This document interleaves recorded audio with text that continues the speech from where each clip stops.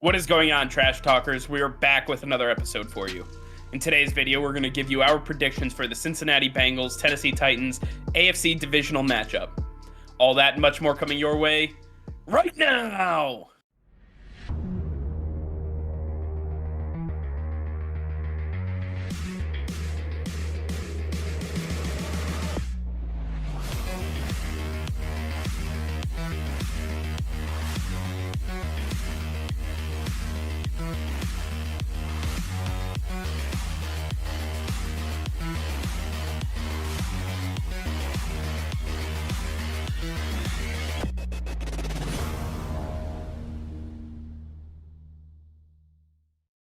Hey Trash Talkers, over 85% of you are still not subscribed to the channel. Please be sure to hit that red subscribe button and turn on notifications, as it will help us create more daily content for you.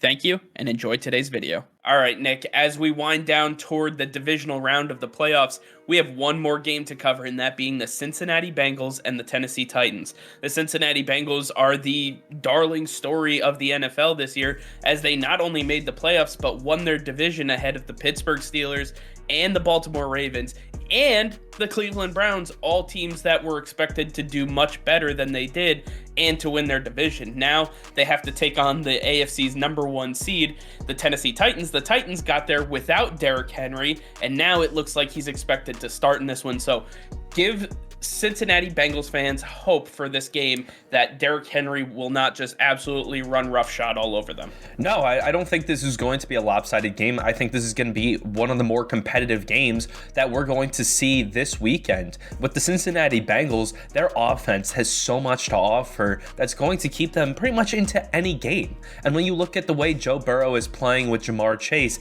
it's one of the best, if not the best connection in the NFL right now.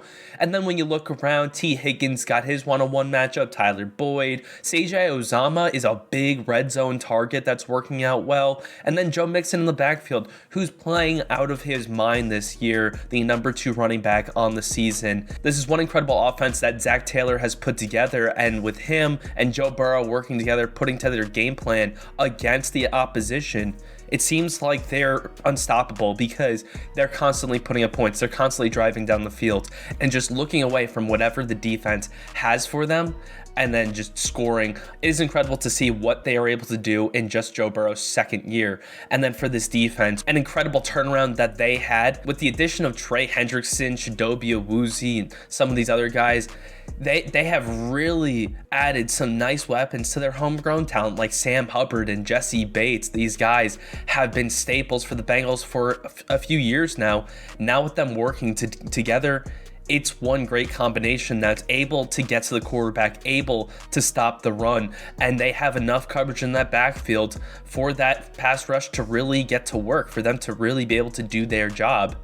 And that's going to be a tough thing for the Tennessee Titans, because this is one beat-up offensive line. This is an offensive line that has consistently had bad games. When they have bad games, it's just the floodworks come out. We see 5-6 sacks from one side of the offensive line, and Ryan Tannehill doesn't know what to do with the pressure in his face. That is going to be tough. Even with Derrick Henry back, you really can't expect Derrick Henry to be doing too much, because it is his first game back after having major surgery. This is going to be a ease back game for him, so it's going to be heavily on Ryan Tannehill still. To me, the defense of the Bengals can handle Ryan Tannehill, and this should be a lot closer of a matchup than a lot of people expect. So the Bengals not only have a shot, but I think that they should be the ones favorited to win this matchup. It's tough for me. I like the Bengals a lot. I think they have earned more credit than they're being given right now. But when you have arguably the best non-quarterback in the NFL returning to your football team, it's going to give you a boost. Even if it's just morally, I think everybody's going to play better knowing that they have a manimal behind them named Derrick Henry. King Henry is back, and they're expecting him to start. Derrick Henry, they looked at him in practice, they looked at him all throughout his rehab, and even he has said he doesn't feel any different. He knows there's a steel plate in his foot, but he doesn't feel anything different than he did before he got injured. So that's got to be a really, really scary thing for the Cincinnati Bengals going into this game. Oh, yeah. A.J. Brown and Julio Jones, they are massive weapons for Ryan Tannehill. They have been able to be consistent throughout, and that is insane thinking about they lost Derrick Henry and they still ran the football at an enormous clip. They were able to do it with Deontay Foreman, and Foreman will now be offsetting Derrick Henry.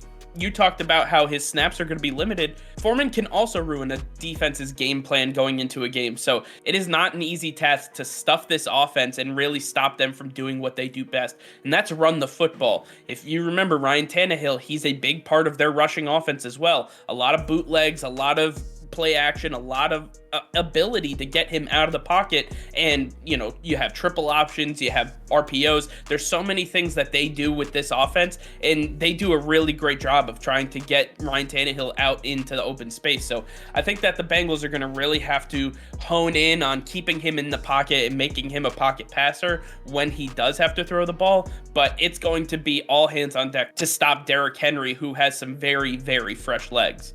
On the other hand, you have two incredible game wreckers on the defensive line in Jeffrey Simmons and Harold Landry. These guys can get after any quarterback at any time. They are a two-man wrecking crew, and they have done it all season long. They have been the foundation for this defense, and that's been without Bud Dupree being the guy they expected him to be through his signings. That's been with a very shaky secondary.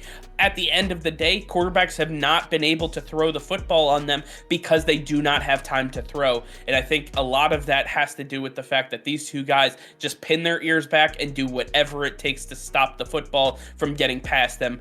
It's going to be a tough day for Joe Burrow and Joe Mixon. I really expect this to be a very close matchup.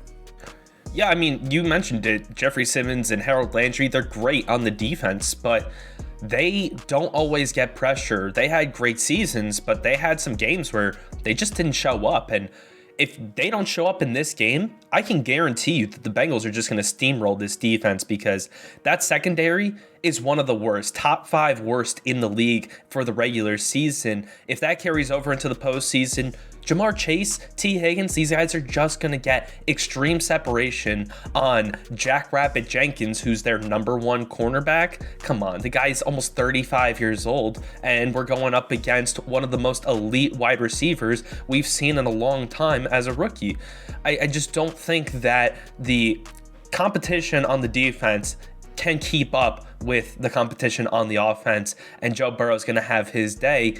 Jeffrey Simmons and Harold Landry truly have to show up in this one.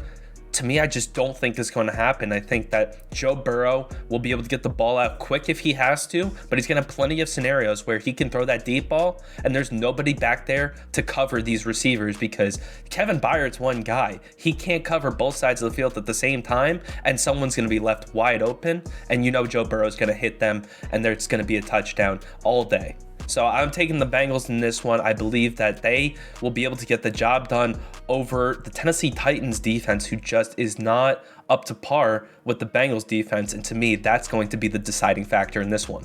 Ooh, I like the Bengals a lot. I started my segment by saying that, but at the end of the day, I'm going with the tried and true formula. I'm going with King Henry. I'm going with A.J. Brown. These guys can absolutely destroy a defense at the snap of a finger. I mean, they are basically Thanos waiting to happen. So I'm going to take the Tennessee Titans in this one. It's going to be a very close matchup. I think 28-24, the Cincinnati Bengals are going to have the ball toward the end and probably just not get it done. I believe that the Titans will be able to hold on for a victory. It's not going to look pretty on either side. That is for sure. All right, well, I want to hear from you guys. Let us know in the comments down below who you expect to win this matchup, the Cincinnati Bengals or the Tennessee Titans. Let us know down below. All right, well, that's going to be all for now. Thank you all for watching. Be sure to like this video and subscribe to the channel if you haven't already. Hit that notification bell. We go live every single day. That'll be all. Peace and love.